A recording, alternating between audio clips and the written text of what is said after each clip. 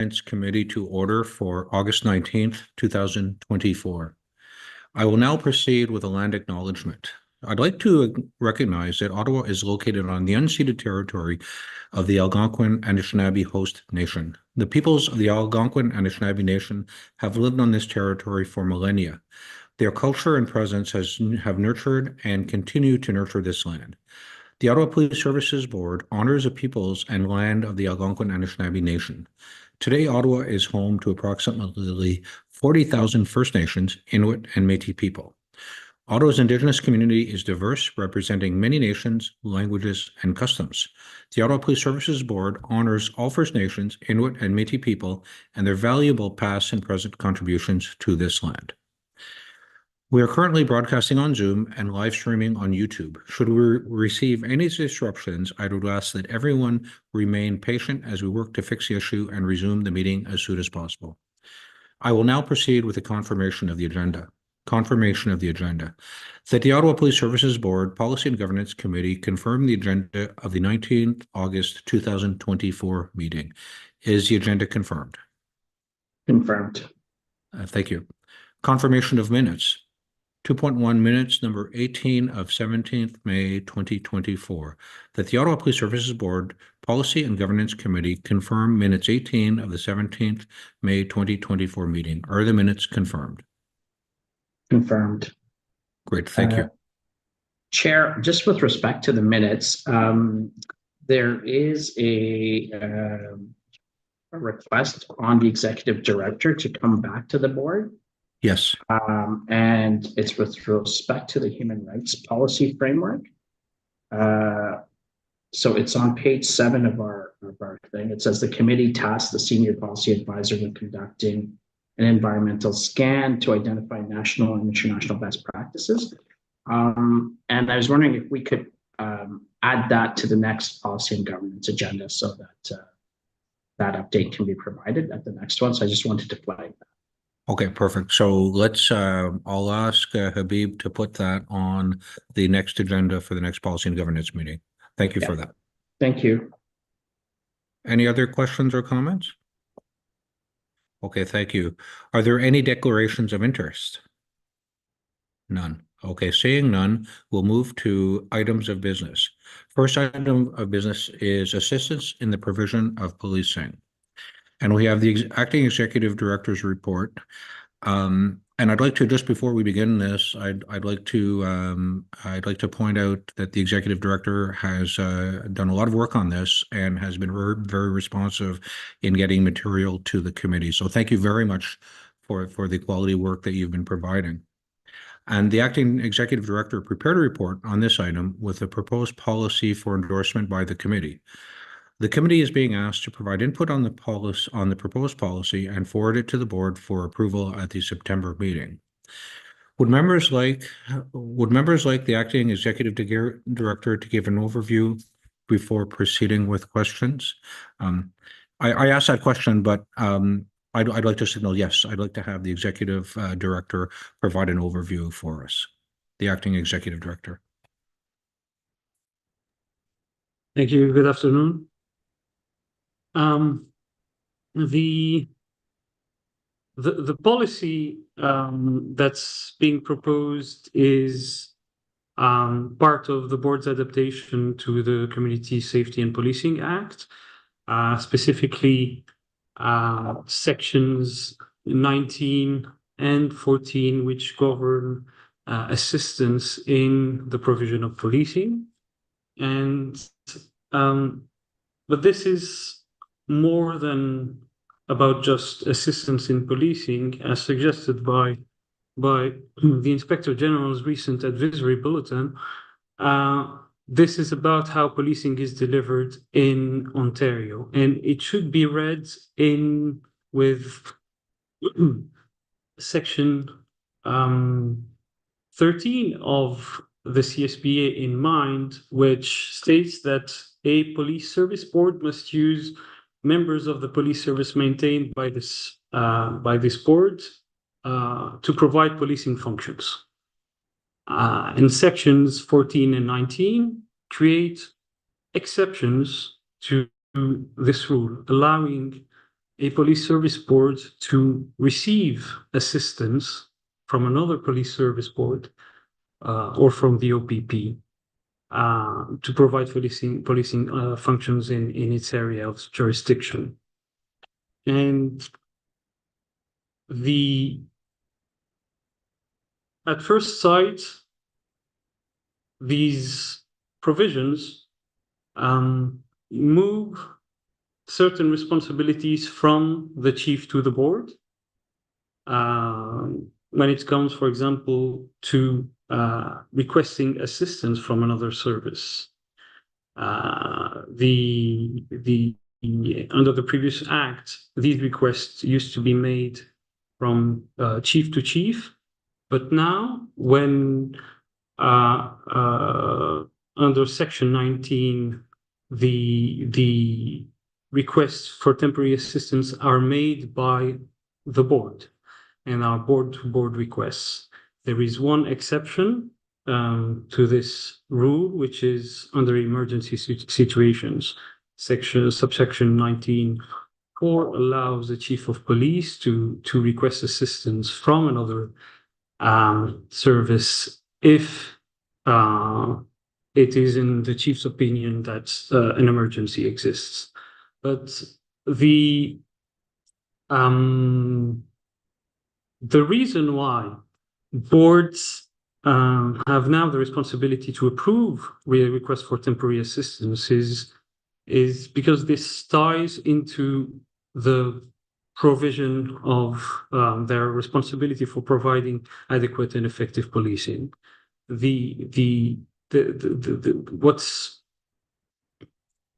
perhaps implicit in the act is that these requests for temporary assistance are, well, there is no explicit limit on the number or the frequency of temporary requests a board can make.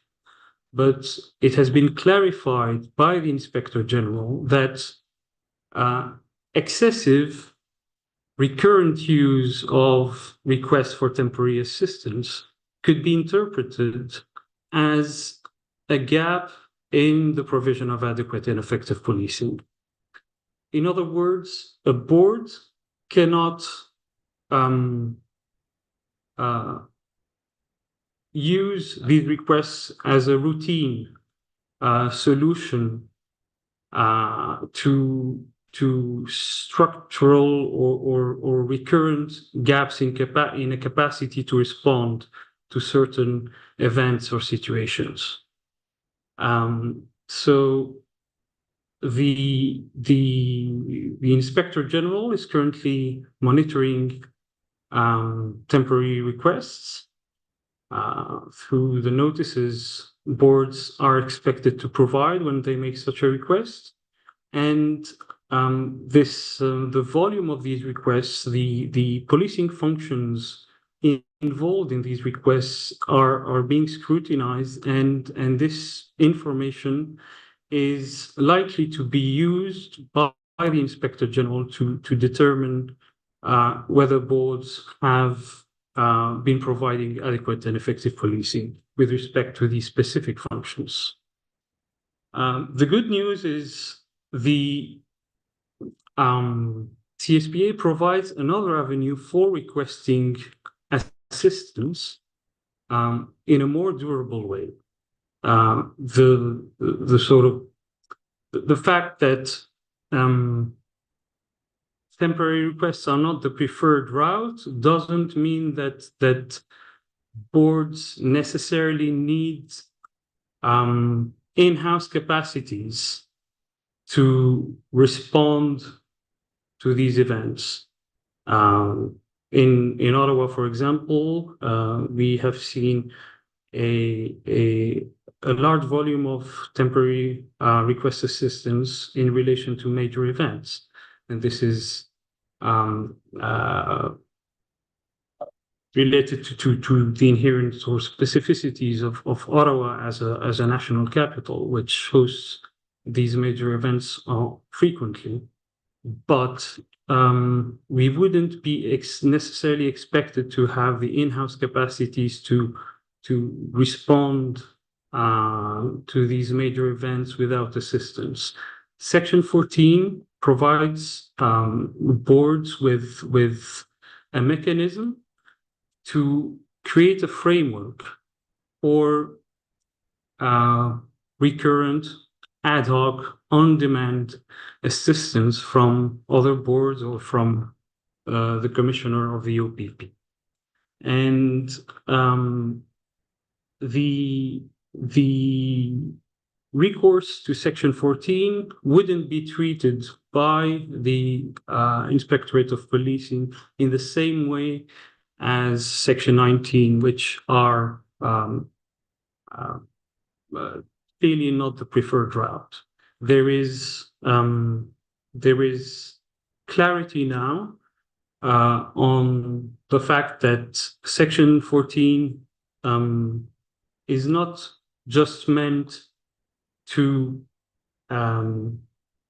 outsource durably policing functions that the board cannot perform, but they can be a mechanism to supplement a board's capacities in areas in which needs for external assistance can be recurrent.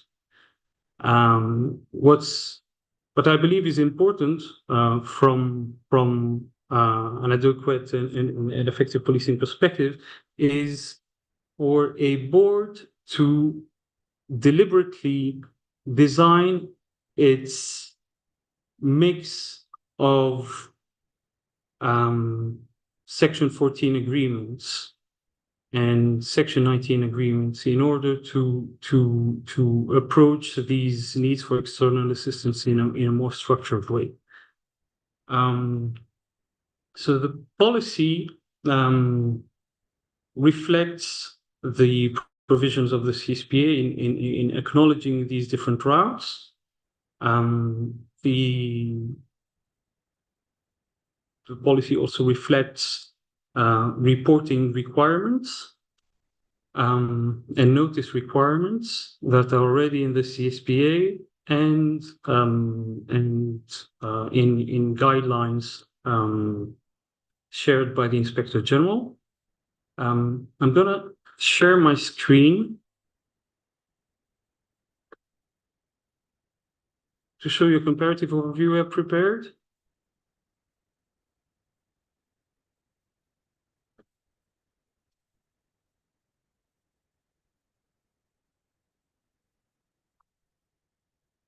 So we have three routes. The first route, emergency assistance. Under this route, the chief has decision-making authority, but this is after determining that an emergency situation has been exists in Ottawa. The definition of emergency is not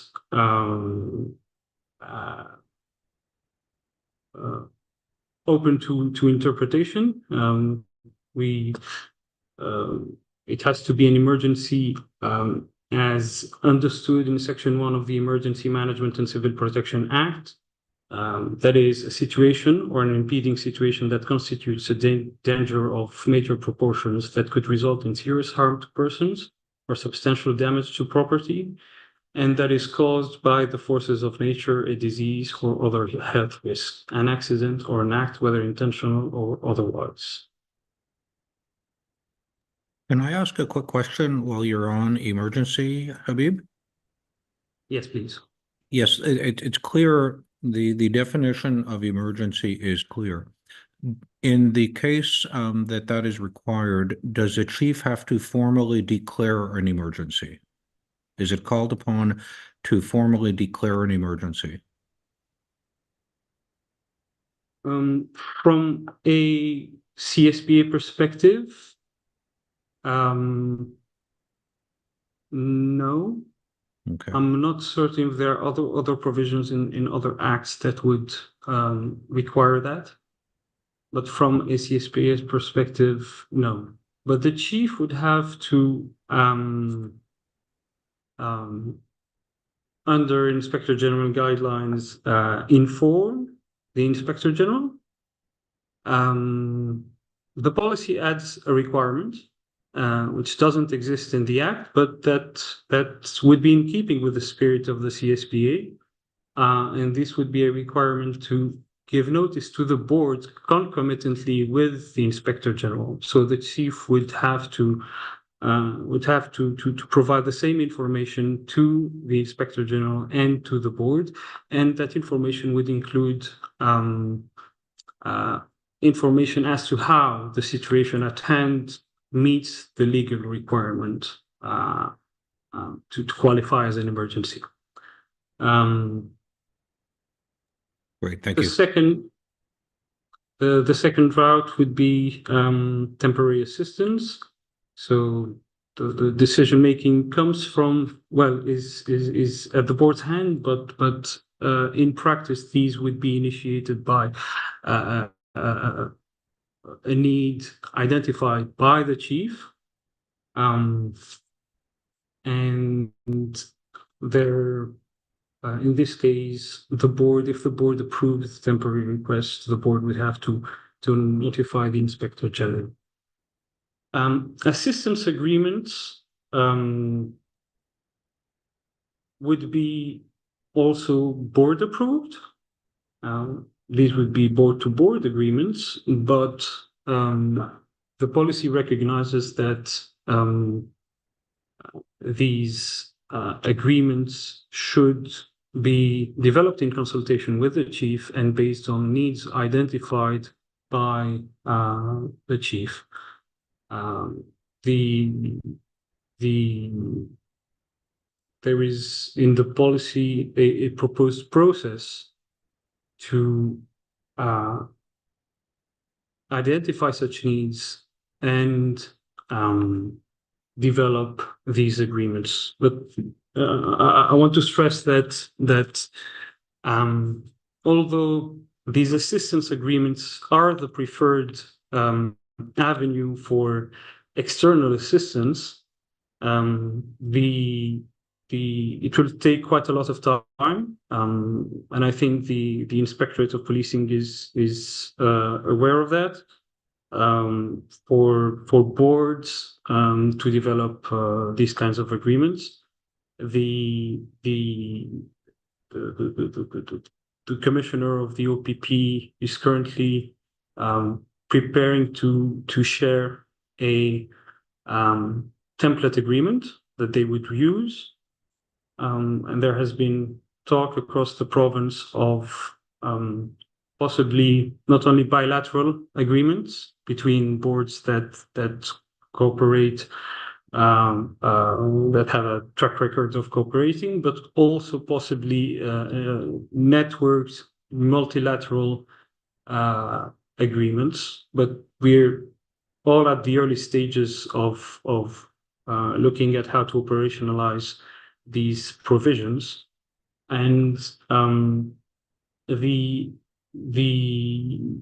policy would sort of initiate the groundwork for entering into these agreements, notably by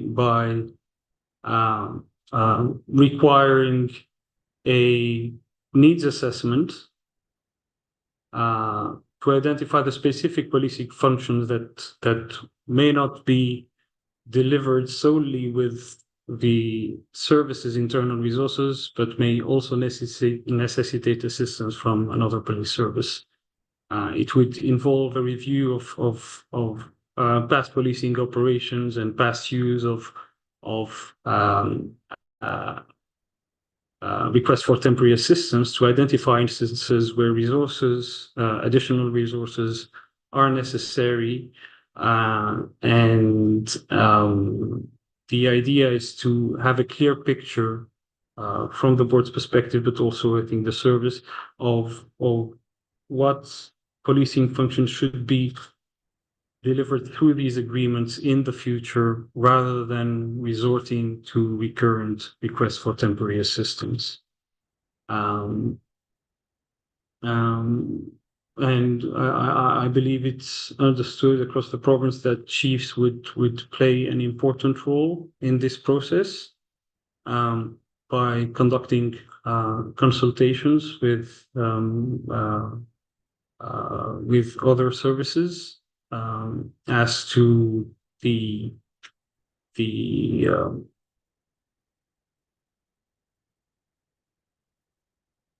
the conditions under which these agreements can be entered into.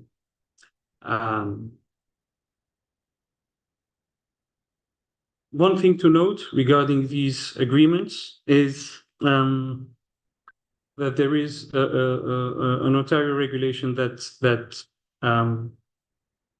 limits the policing functions that can be delivered under those. So there will be while Section 19 on which relates to temporary assistance can virtually cover any policing function. The Section 14 well identifies a specific number of policing functions that can be outsourced in a more durable way. And the board, while this needs assessment is conducted, the board may also consider which policing functions, even if they're prescribed under the regulation, which policing functions should or should not be the object of external assistance.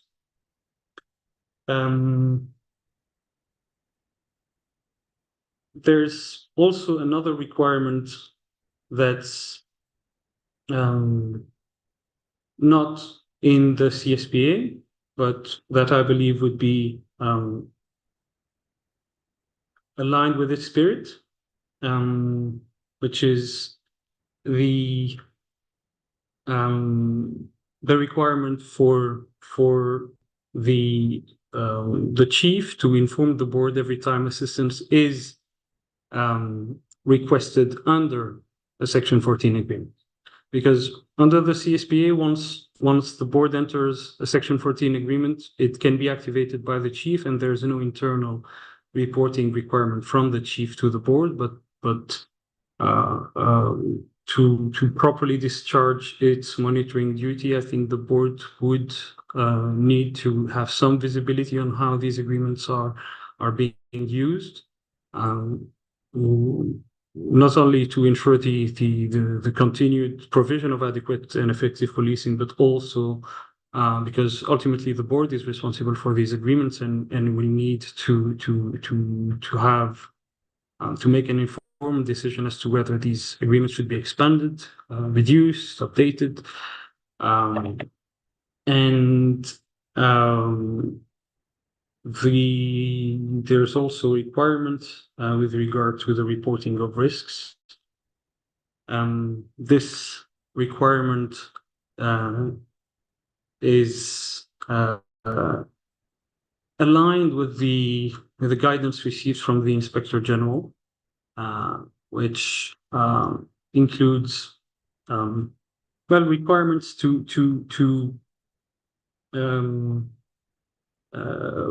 for the service to identify risks in advance of requesting assistance under Section 19, and under also in the case of emergency assistance, there should be an identification of the risks to public safety, to officer safety, and other risks involved in the use of external resources. And on top of that, the policy would require that the service informs the board of whether any risks identified in the initial notice have materialized. to enable the board to follow up and understand the outcomes of these requests. Also, whether any new risks have been identified, if an incident foreseen or unforeseen has occurred in the context of these operations. And finally, if the scope or the nature of the required assistance has changed due to any circumstances, because that would alter the parameters under which the board approved assistance. And finally, one last requirement that's again, in my view, aligned with the CSPA's spirit, but not explicitly legislated. It's reporting from the service to the board on a semi-annual basis regarding assistance in the provision of policing. The report would include statistical information and an analysis of trends, notably the frequency, nature, the substance of incoming and outgoing requests for temporary assistance, the policing functions involved with in external assistance, incidents, risks that have materialized, challenges encountered, recovered and unrecovered costs, because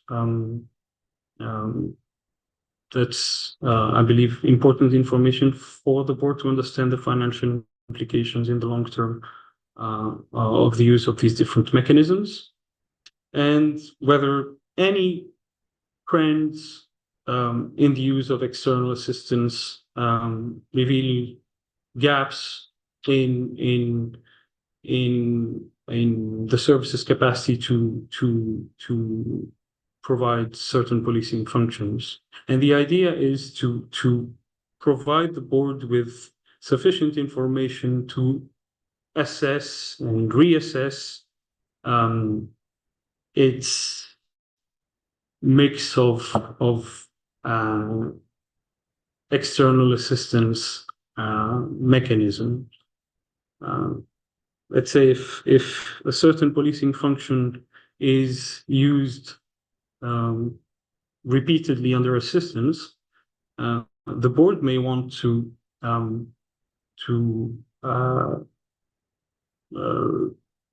bolster internal capacities in that area, or find ways to secure durable external assistance under Section 14 agreements, rather than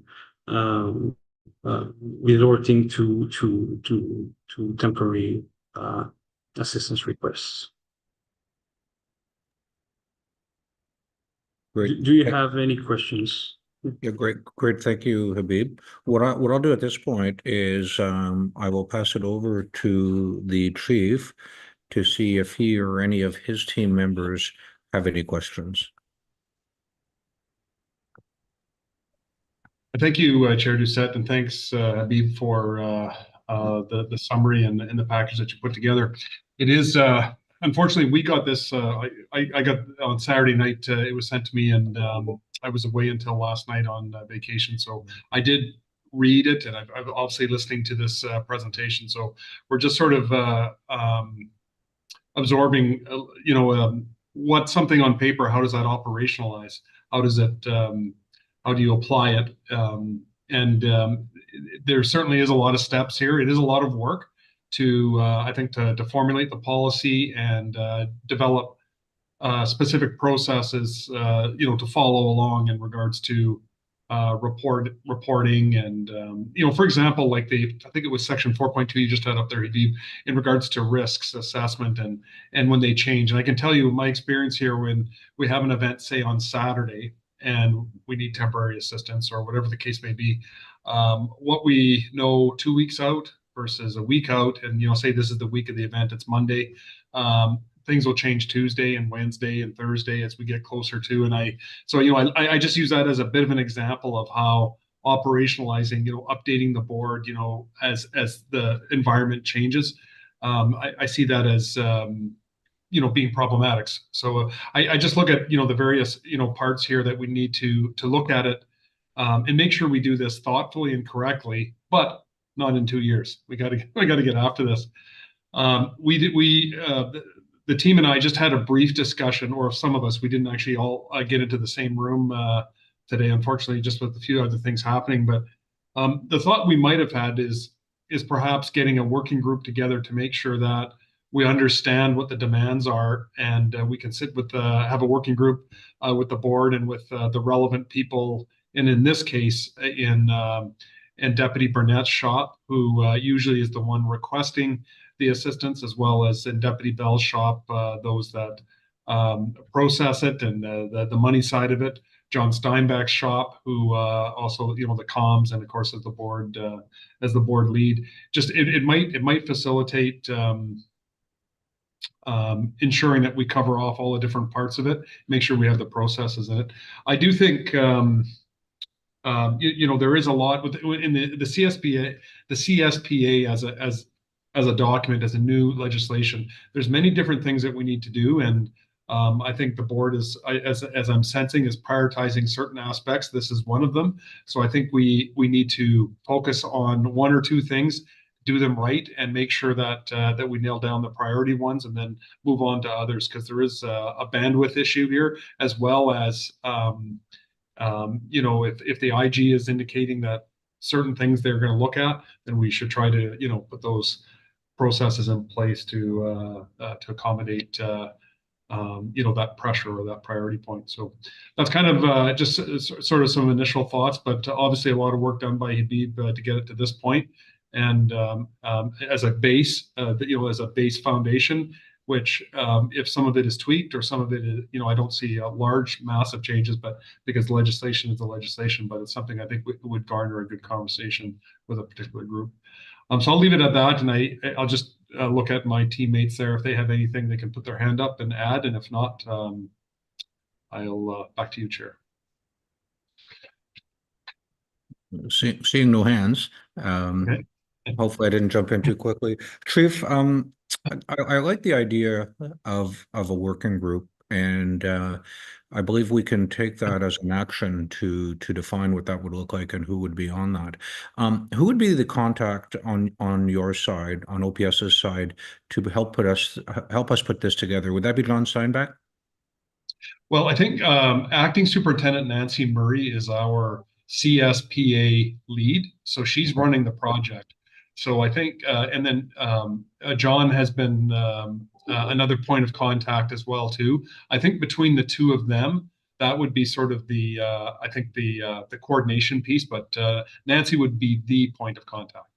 Okay, great. I think if we could take the action for Habib to work out with Acting Superintendent Murray and John to what a working group would look like and how we would move that forward. And the other thing I'm cognizant of, and I believe we would task a working group to potentially work on some definitions. And what I mean by that is we can talk major events.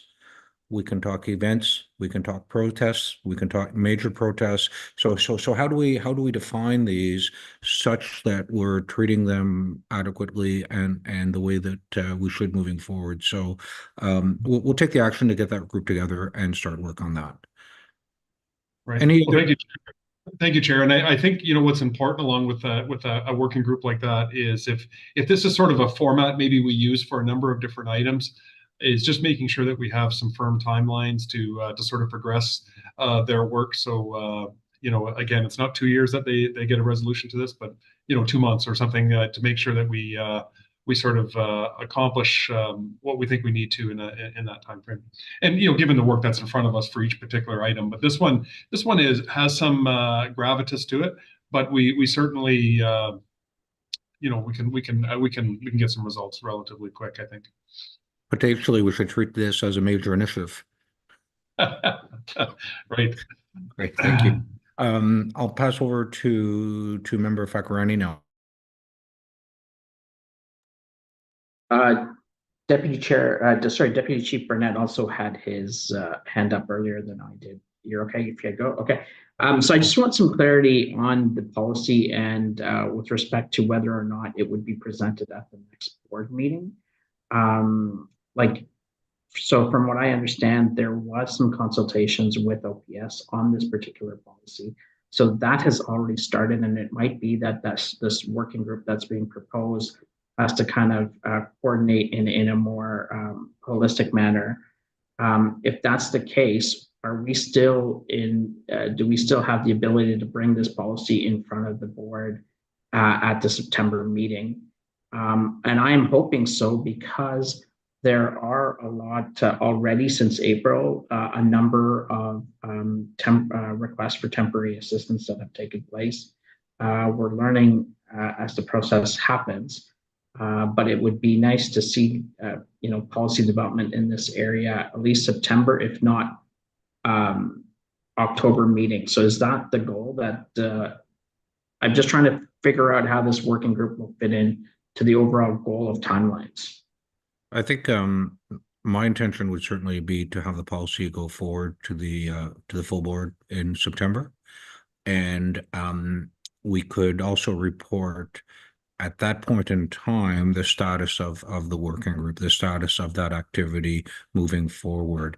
I'd rather do that than wait until October, because I believe we all want to see these items move forward in a timely manner. Okay, and then I just, if that's the case, then I don't mind sharing a couple of comments that I have on the policy at this point, if that helps. So one is just on the policy intent part. I think it'd be helpful in terms of the bullet at the top of the policy intent, those 4 bullets, that I think the first bullet should be ensure the continued provision of adequate and effective policing in Ottawa. I think that's our primary mandate, and that should be kind of that first bullet there. In terms of the emergency assistance, I just want clarity to make sure that the notice or whatever information is provided also includes the responding service, the service that we've asked for that to happen. I'm not sure it's actually captured that in that policy. It might be if we get the actual notice. But I can talk to the executive director offline if that would be helpful. And then the other comments I have, I understand that the Inspector General is requesting 24 hours. I hope there's a discussion on that with the working group on notice to be sent to the Inspector General. It's very short. I know it says as soon as possible, and then the Inspector General says, well, as soon as possible really means within 24 hours. So that's also something to consider, whether it's actually operationally feasible to do that. The other point I have is the semi-annual report that the executive director mentioned. I'm also happy to have a discussion on the working group on whether it should be semi-annual or annual. I think there's information that the board is receiving while these requests are being made, so it might be an annual report. And the other thing I was going to propose is, I'm just going to go back to sort of setting up a delegation of authority for the temporary assistance, and there's a suggestion that we should set up a committee. The other way we've done it before is kind of to delegate to the chair and vice chair for these matters. And so maybe consideration by the working group, if that would be kind of, so it'll be continuous, right? It'll be always the chair, vice chair who approve, and we don't have to worry about a committee structure for these types of requests. And then the other point I was just going to make is to come back maybe to policy and governance in a year or 18 months to see how the policies actually worked operationally, et cetera, to make some changes. So we might want to provide some guidance there in the actual policy, or some type of lever that says we're going to come back in 18 months to see how things are working. I'm assuming also that the durable agreements, the Section 14 agreements, will include like the Canada Days, the Panda Games, the other things that we actually make requests on an ongoing basis to other services, where I think operationally the question will be, we pick on other, we request from other services who actually have availability at that time to help us, and including Canada Day, which is a huge operation. And so those should be seen as durable agreements, and I think there'll be some creativity required to make sure we meet kind of the requirements of the Inspector General and the Act, and yet keep some flexibility in play for who we need and when we need on these durable agreements. I think that's where a lot of the work is going to be happening. So those are my comments, Chair. Great. Thank you very much, Member Fakrani. And I apologize, you dropped a couple times as you were talking, so I might have missed a few things you said there. But we'll circle back to make sure that I've got it all. I've got one comment or question on policy, and it talks about, of course, it talks about board-to-board commissioner of the OPP, First Nations officers, and police forces with First Nations officers. It does not speak to forces from other jurisdictions, such as Quebec forces, nor does it speak specifically to the RCMP. And I'm wondering, or I'm curious, if why those are not included, given Ottawa's geography. Well, I'm sure we call upon Quebec forces at times, or we could call upon Quebec forces, or be called upon by them. Any sense of why those are not there, and should they be added in the policy? The policy reflects the requirements in the CSPA, which do not cover assistance from the RCMP, but the depending on the frequency of these requests, the board, yes, may want to subject them to the same conditions as requests to services in Ontario, but that's up to the board, and the policy could be amended to reflect that. But I think it would also require a conversation with the service regarding any specificities we might not be aware of when it comes to requesting assistance from the RCMP or Sûreté du Québec. Great. Okay. And could we, Habib, could you take the action of speaking to our colleagues in the IG's office about the provision of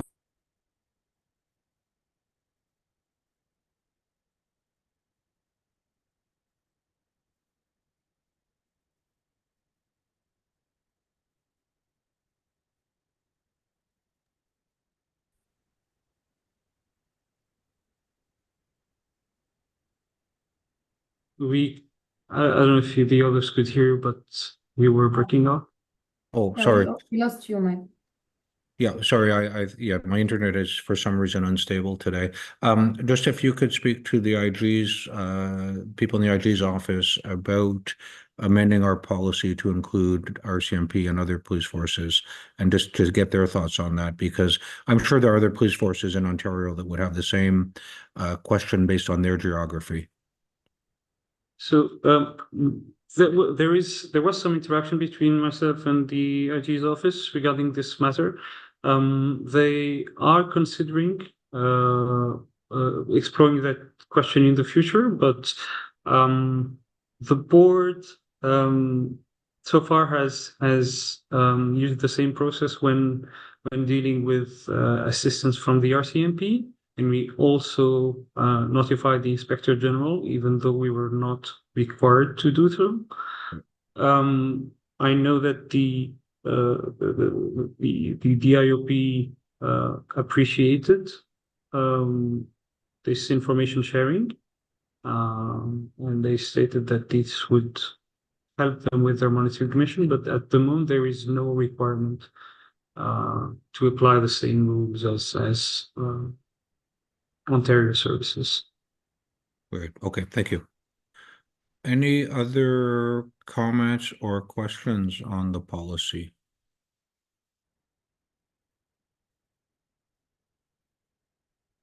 Okay, it is therefore recommended that the Ottawa Police Services Board's Policy and Governance Committee receive this item for review and input, forward the draft policy to the board for approval and adoption at the September meeting, as well as the other discussion we had with respect to a working group. Is the item received and carried? Received and carried. Great, thank you. This concludes our items of business. Are there any other items? Thank you. Our next meeting will be held on December 2nd at 1 p.m. Can I please have a motion for adjournment? Motion to adjourn. Great, thank you. Enjoy the rest of your day. Thank you.